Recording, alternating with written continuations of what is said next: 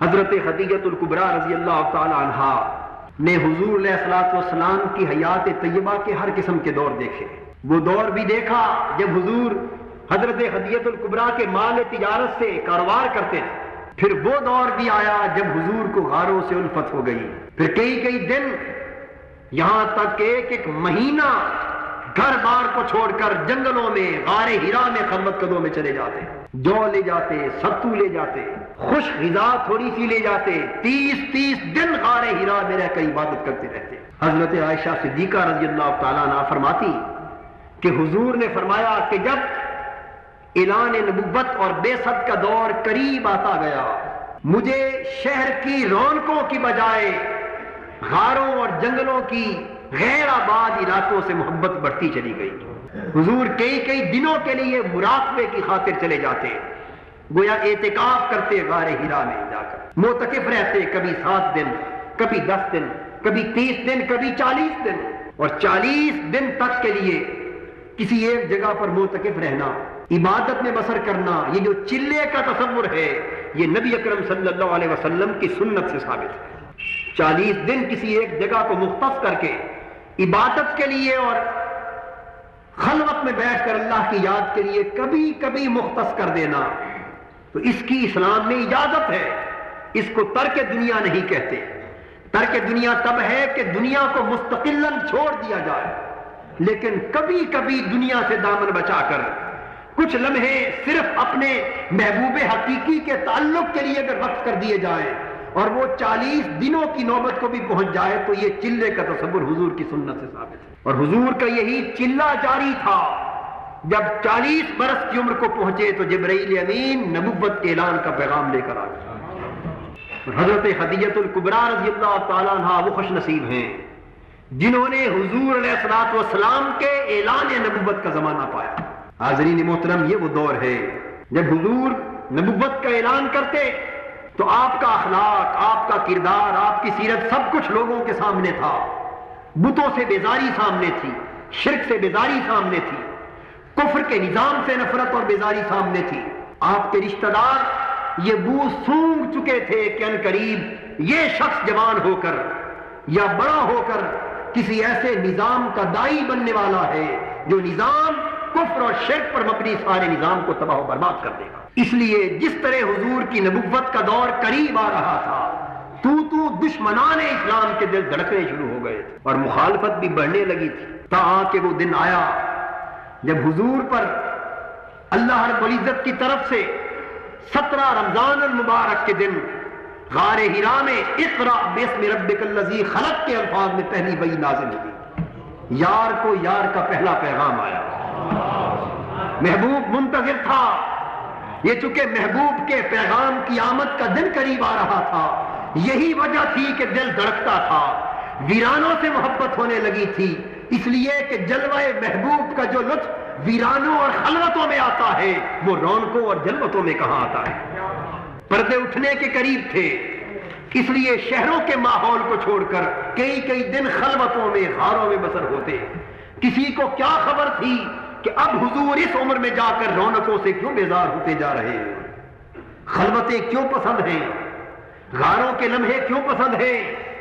یہ تو صرف غار میں معتکف رہنے والا جانتا تھا یا وہ حسن کا پیکر جانتا تھا کہ یہ محبوب سے ہم کلام ہونے کی خاطر، محبوب اپنے محبوب کے جلوے بے نقاب دیکھنے کی خاطر، محبوب اپنے محبوب کا پہلا پیغام پانے کی خاطر اس غار کو منتخب کیے ہوئے ہے جس غار میں محبوب کا پیغام آنے والا. وہ دن آ پہنچا جب حجابات مرتفع ہو گئے اور نور ازدی کا آفتاب افق سے چمکا اور پہلا پیغام الوہیت جبرائیل امین کی معرفت حضور کے قلب انور پر اتار دیا گیا. اب چونکہ 40 برس خالصتاً بشری زندگی میں بسر ہوئے تھے اور اس پیغام الوہیت کے نزول نے بشری زندگی کے عوارضات اور لوازمات کے تحت حضور پر ایک عجیب سی کیفیت طاری کر دی. حضور کا کانپنا، حضور کو پسینہ آنا، کچھ لمحے کے لیے گھبراہٹ کا ہونا، یہ اس لیے نہ تھا کہ حضور کو معلوم نہ تھا کہ یہ کیا ہو گیا یا قلب انور اس بات کا اہل نہ تھا، نہیں، بلکہ صرف اس خاطر کہ پورے کے پورے جسمانی احوال 40 برس سے چکے بشری زندگی سے سازگار ہو گئے تھے، جس طرح ایک شخص روشنی میں رہتا ہو، اندھیرے میں بیٹھا ہو، روشنی کو جانتا ہے، روشنی میں دیکھتا ہے، سارا دن روشنی میں کام کرتا ہے، اور ایک شخص یکلخت اندھیرے میں بیٹھے بیٹھے کافی ساری روشنی اس کے سامنے آ جائے تو ایک لمحے بھر کے لیے اس کی آنکھیں چندیانے لگتی۔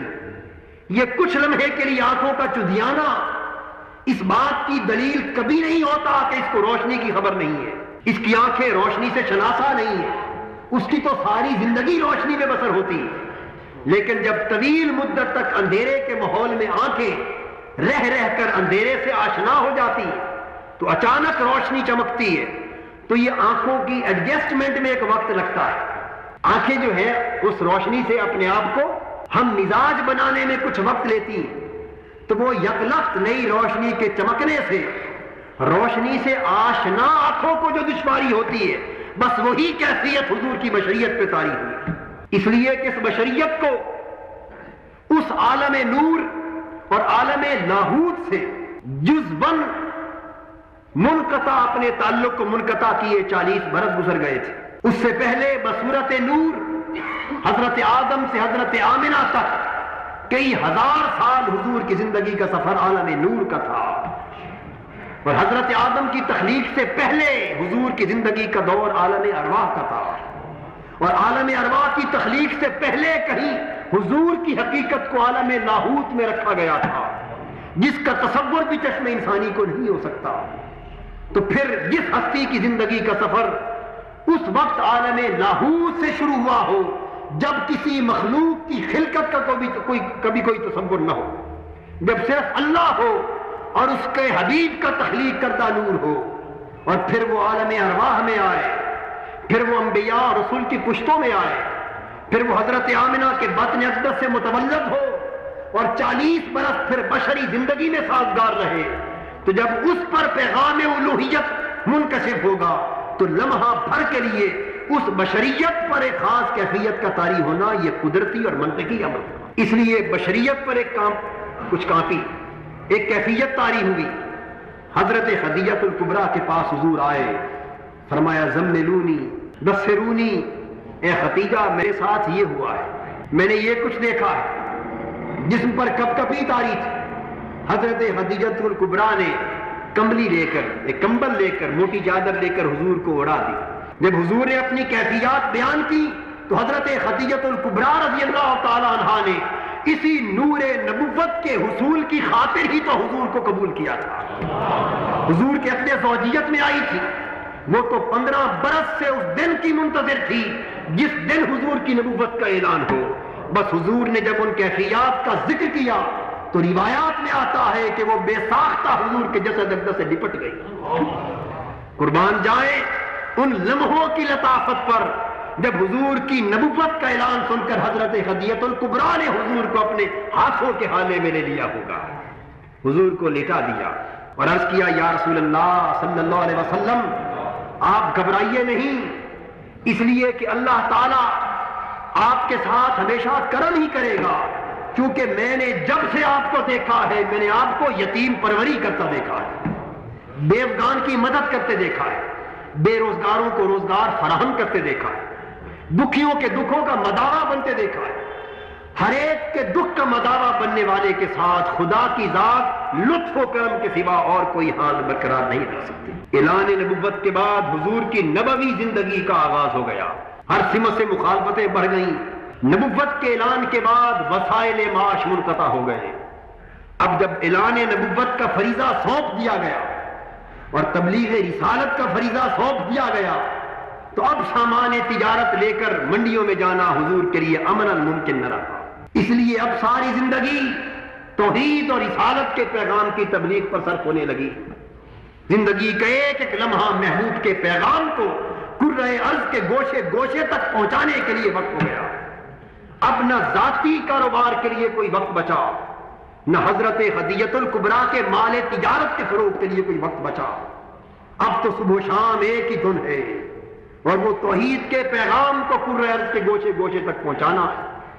اس طرف مخالفتیں کھڑی ہو گئیں، مزاحمتیں کھڑی ہو گئیں، یہاں ایک بات ذہن میں آ گئی، وہ بھی عرض کرتا چلوں کہ جناب ابو طالب کے گھر سے حضور الگ گھر میں تو آباد ہوئے تھے، لیکن ذہن میں یہ خیال نہ آئے کہ وہ جو ان کی مالی مدد کا ایک کام حضور نبھاتے چلے آ رہے تھے اس کا کیا بنا۔ تو جب حضور علیحدہ ہوئے تو فرمایا چچا جان مجھے آپ کی مالی دشواریوں کا علم ہے، اب میں یہ چاہتا ہوں کہ آپ کے مالی احوال میں ممت بننے کے لیے آپ کے بیٹے علی کو اپنی زیر کفالت لے لوں۔ حضرت ابو طالب کے گھر سے الگ ہوتے ہوئے حضرت علی شیر خدا رضی اللہ تعالیٰ عنہ کو حضور نے اپنے گھر لے لیا۔ تو یہ وہ خوش نصیب فرزند حضرت ابو طالب ہے، یہ وہ خوش نصیب صحابی ہے حضور کا، یہ وہ خوش نصیب فرد ہے عالم اسلام کا کہ پہلے دن سے جس کی پرورش آغوش مصطفیٰ میں ہوئی۔